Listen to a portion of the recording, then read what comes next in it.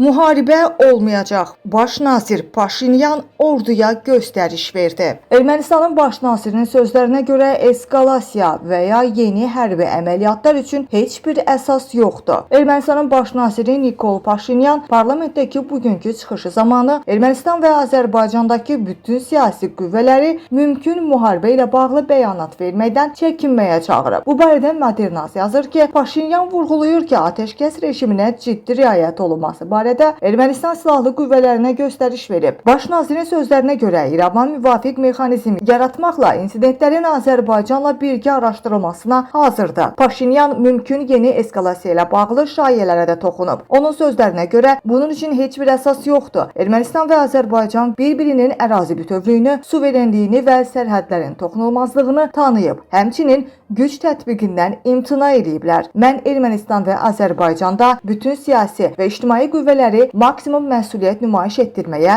və sülh gündəminə xələl gətirən bəyanatlar verməməyə çağırıram. Ölkəmizin xalqları sülhə layiqdir. Müharibə olmayacaq, sülh olacaq deyə baş nazir açıqlamasında bildirib.